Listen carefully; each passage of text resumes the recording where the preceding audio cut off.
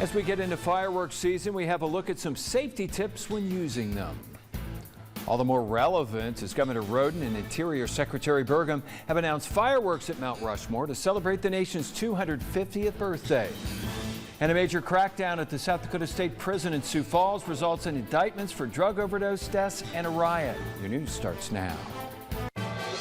From Skyline Drive, this is KOTA Territory News at 5:30. Good evening, I'm Jack Cottle. Attorney General Marty Jackley announces charges today related to several incidents at the South Dakota State Penitentiary. KSFY's Beth Warden spoke with Jackley to get insight on those facing charges. As Attorney General Marty Jackley took to the podium with the Department of Criminal Investigation team behind him, charges were announced regarding 2 recent overdose deaths. He also revealed the cause of the May 27th riot. As Attorney General, that if a crime is committed in the walls of the penitentiary, it will be investigated and it will be prosecuted to the fullest extent of the law. Inmate Manarian Fuse faces up to 70 years for providing another inmate with a controlled substance, resulting in death. This is related to the February 6, 2025 overdose death of Anthony Richards. The substance involved in this case is K2. We first met Malibu Ross on a community outreach back in 2018. Today, she is facing charges of distribution of a controlled substance, a maximum sentence of 25 years.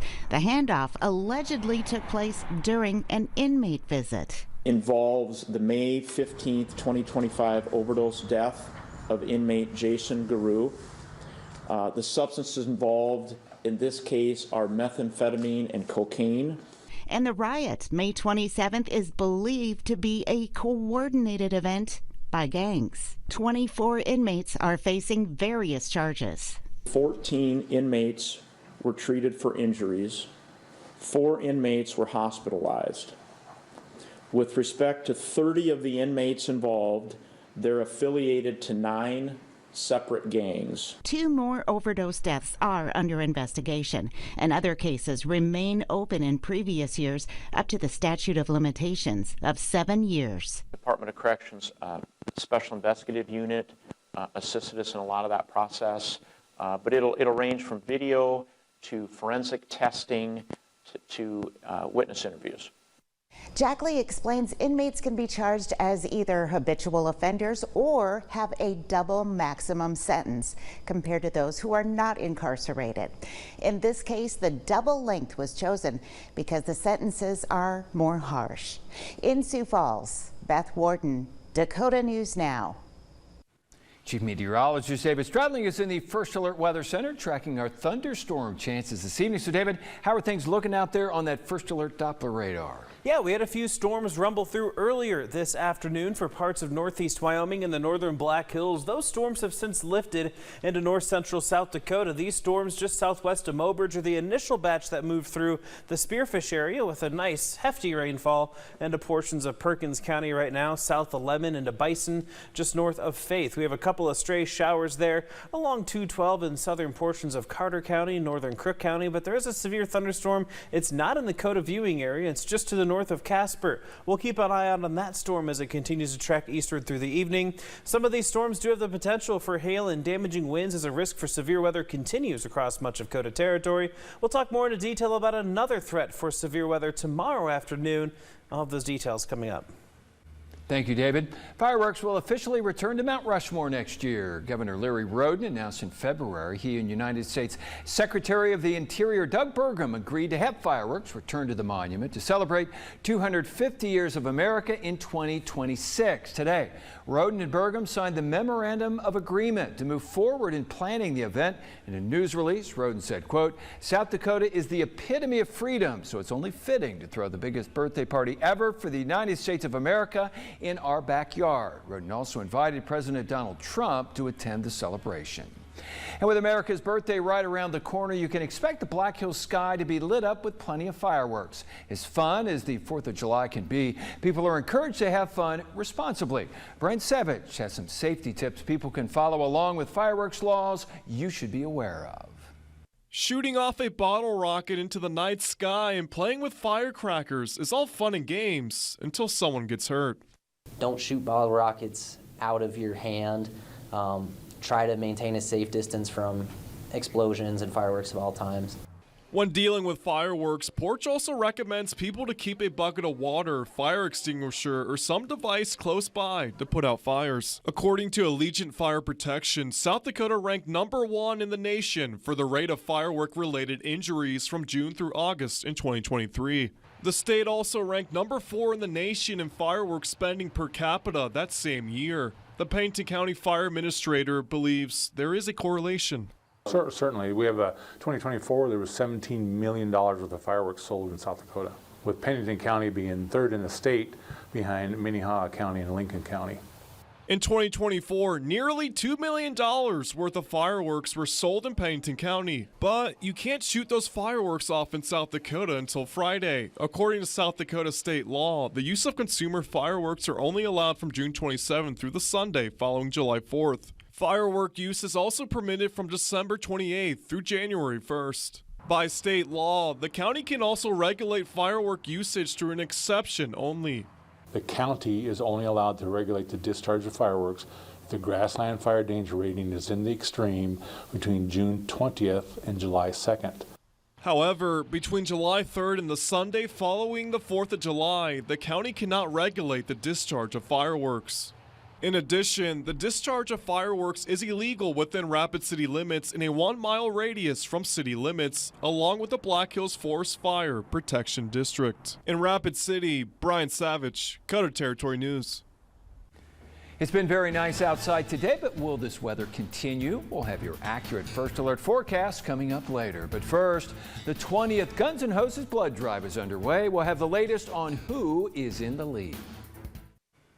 The South Dakota Department of Health wants to ensure underserved and rural communities throughout the state are receiving the health services they need. The organization helps to bridge the gap of a lack of access to health care services in these areas through its mobile program, Wellness on Wheels. The initiative launched in May of 2024 as mobile clinic teams provide a variety of health services to people, especially those living in communities with not enough health care facilities. People can receive services including immunizations for children, STI testing, and prenatal and postpartum care. The Department of Health provided 1,700 more immunizations in calendar year 2024 compared to calendar year 2023, and part of that success was due to the implementation of the Wellness on Wheels vans. The WOW teams also work to address the challenges many of their clients face, including limited income, lack of transportation, food insecurity, and issues finding health care. The battle of law and fire is back with the annual Guns N' Hoses blood drive. KOTA Territory's Hannah Hutter attended the kickoff event and has the details on the decades-long competition. Vitalent's beloved Guns N' Hoses blood drive is back for its 20th year. This is a storied blood drive with a harrowed past between the Rapid City Police Department and the Rapid City Fire Department. For the past 19 years, both departments have gone head-to-head to see who will come out on top with the most blood donations. We actually won the last 2 years, and we're actually up by 1 right now. It's 10-9, so it's all in fun. You know, at the end of the day, it's all about just getting enough blood. It all kicked off Tuesday morning with an obstacle course. The two teams went head-to-head flipping tires, army crawling, and finishing off by racing motorized stuffed animals. Fire won with our obstacle course, and it's always fun to say that we won to really kickstart things. It also has the added secondary effect of possibly lulling them into a false sense of security as far as how locked down they might have this. The friendly competition is all to help combat the low donation numbers in summer. People are traveling, they're on vacation, they're out and about, they forget about blood donating. And then also our colleges and high schools are in session and they collect a lot of blood when they're throughout the school year. Robbins added, while donations decrease, the need increases. She says all blood types are needed, but 2 are in especially high demand. We are always in need, especially of O negative and O positive. O negative is the universal donor, so anybody can receive that blood. That's used most often in those traumatic transfusions where it's unexpected, there's not time to blood type the patient. The drive will continue through Friday by the Famous Footwear in Uptown Rapid Mall. Visit KOTATV.com to find out how you can participate. In Rapid City, Hannah Hutter, KOTA Territory News. Chief Meteorologist David Stradling says more storms are on tap for Wednesday. The details are in your accurate First Alert forecast next. Now, the First Alert forecast with Chief Meteorologist David Stradling. A lot of cloud cover today, a little bit of sunshine here and there, but these clouds have really prohibited any of these storms from forming or really becoming strong to severe if they have formed. Here's a look at that First Alert Doppler radar showing the storms up towards northwest South Dakota. Those are going to be moving into the north central part of the state. We do have some severe weather north of Casper, not in KOTA territory right now, but we'll continue to monitor this storm as it continues to track east just south of Campbell and Weston counties. We'll keep an eye out on that if it hangs together and impacts those locations, or if it can make it into portions of southwest South Dakota. So not a whole lot happening right now with these storms locally, just some good rainfall into Perkins County. We had some nice rain into Spearfish in the Northern Hills region earlier. If these storms can hang on, they may become strong to severe, but this threat I'm kind of low on. I'm not expecting too much overnight or through the evening and overnight tonight, but there's a chance of a couple of strong storms if they are able to develop. Our hour-by-hour forecast will not really show a whole lot for us here locally. A couple of showers and thunderstorms will be possible as we go overnight tonight and into the morning hours on Wednesday. These storms should start to pull away as we make our way throughout the day tomorrow. We'll get up into the 70s. There will be a lot of cloud cover around yet again, so it's probably going to struggle to really warm us up too much tomorrow, but a few more storms are possible into the afternoon. There is a level 1 out of 5 marginal risk that a few of these storms may become strong to severe. We'll have to keep an eye out on that cloud cover and see how that plays a factor in our forecast for tomorrow. That could also kind of prevent those storms from really developing too much into anything too strong to severe. But as we look at our hour-by-hour forecast tomorrow, you will notice some of those storms firing up into the afternoon. 3 p.m. and later is likely when those storms will start to get to rumbling and moving through. By midnight, most of those storms should be in central South Dakota and out of the region, so we'll be keeping a close eye on that. Mostly dry conditions are on tap for Thursday, though a stray storm is possible in the afternoon hours. We'll really start to warm up Thursday at 85, 96 on Friday, 89 by the time we get to Saturday. A couple of storms in the afternoon hours will be possible over the weekend. We're mostly dry Friday and Thursday, but as I mentioned, a stray storm possible Thursday afternoon. We'll keep an eye out on that for you. Temperatures tonight will be in the 50s to near 60 for many spots. Isolated showers and thunderstorms will be possible, generally cloudy for us, and maybe a couple of patchy areas of fog. As we go throughout the day tomorrow, highs will be in the 70s for many. A few spots struggling to reach 70 in the Black Hills. Storms in the afternoon, some of those could be strong, but those chances are highly dependent on how much cloud cover we have. If any of them do become strong to severe, we'll be looking at hail and wind as our primary threats. We're really warming up going into Thursday and Friday. Highs will be in the 80s to near 90 in northeast Wyoming and the northern Black Hills. So get ready for some summer-like weather to close out the week. We'll be up to 96 in downtown Rapid City. That'll be a very warm one. We'll still be pretty toasty on Saturday with a high of 89. Afternoon storms this weekend, cooling off a bit on Sunday down to 79. And then next week, we're in the low 80s on Monday, jumping to the upper 80s on Tuesday. A couple of stray storms will be possible going into early next week as well. That's the second straight week we've had a sweltering Friday around here. So yeah, thankfully it's not triple digits on the map, but 96 is still going to feel hot. It's up there. Yeah. All right. Thank you, David. Well, coming up, the Gillette Legion baseball team hits the diamond for a big doubleheader this afternoon. Plus, we check in with a former Rapid City standout wrestler who's now having success in the coaching ranks. Big Quick has all the details next in KOTA Sports.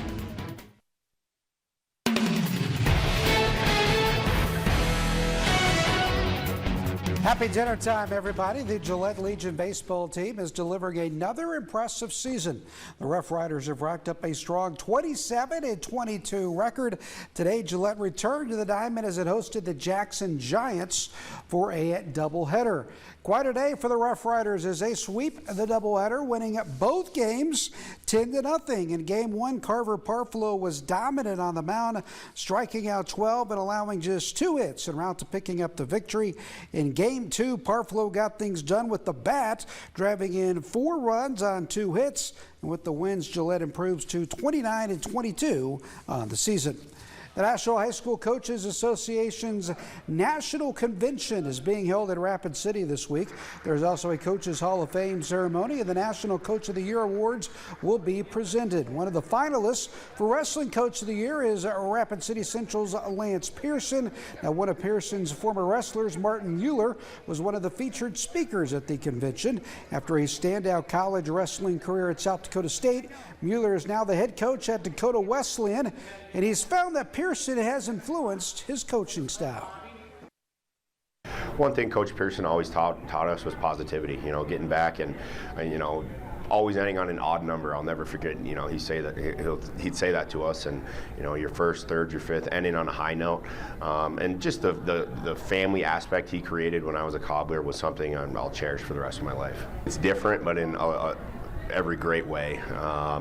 It's awesome to see things come to fruition. It's a little bit different when it's yourself, but when you got 25, 30 athletes, running down a goal, and you're able to see it day in, day out, whether it's in the weight room or the classroom or in the wrestling room, seeing, growth is a beautiful thing. Good to catch up with Martin, a 2015 graduate from Rapid City Central. Hard to believe it's been 10 years since he was wrestling for the Gobblers.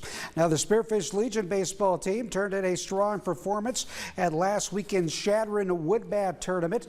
Post 164 went 3-1, falling in the championship game to Sturgis. Spearfish is back on the diamond tonight as it visits the Rapid City Post 320 Shooters for a doubleheader. Game one is just underway out at Pete Lean Field. And it's time now for another edition of Big Old Fish. And this evening, Bryce Gerlich is our featured angler. Bryce reeled in this 20-inch walleye out of the Bellfish Reservoir. Congratulations, Bryce, and best of luck in the rest of your fishing endeavors. You too can be featured on Big Old Fish. Just send us your picture by using the Submit Photos link at KOTATV.com. Make sure and give us the name of the person who caught the fish, what kind of fish it is, how big it is, and where it was caught. Get those pictures in, and we will get you on Big Old Fish. Certainly a nice looking walleye out there, Jack. All right, big night for Twins fans here in the Black. That's right, Twins taking on the Mariners tonight. Now, last night it was a rough go for the Twins. They lost 11-2. Taking another crack at things against Seattle tonight, and you can see that game over on Fox. And of course, locally, Legion Baseball, Spearfish, Post 164 taking on the 320 Shooters, and I'll have highlights of that at 9 and 10. All right, thank you very much, Vic. Well, police in the community come together today in downtown Rapid City. That's up next when KOTA Territory News at 5:30 returns.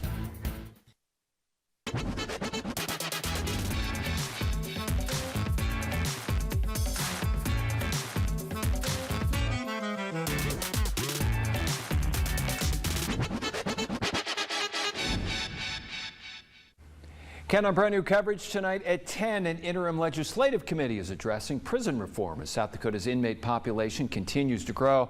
A former inmate tells us what he wants to see happen. That is tonight at 10. Well, officers, business owners, and community members came together in downtown Rapid City for coffee, conversation, and connection. Our Zeta Jones went to this month's Coffee with a Cop and shows us how these gatherings are much more than casual meetups. For Rapid City, Coffee with a Cop is a monthly meeting open to anyone in KOTA territory to keep them informed and invested in our community's well-being. These meetings are really for, business owners or community members who come down, maybe talk about what's going on in the downtown area, things that maybe the police department's working on, or things that maybe the business owners bring up that maybe we can focus on or help address, answer questions. One of the common recurring themes that we deal with down here at the Coffee with a Cop meetings is some of the issues related to houselessness, poverty, and crime within our community. And it seems like many times we have a lot of people that will come and talk about the problem, but we don't hear a lot about the solution.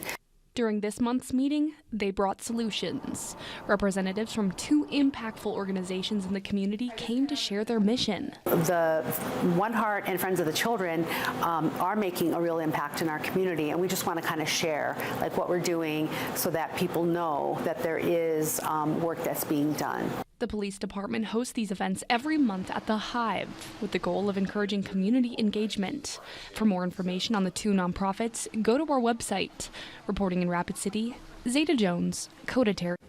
All right, storms on the way. Yeah, tonight possibly, but tomorrow as well. All right, that'll do it for us. Thanks for watching. Thanks for watching KOTA Territory News, your local news and weather authority.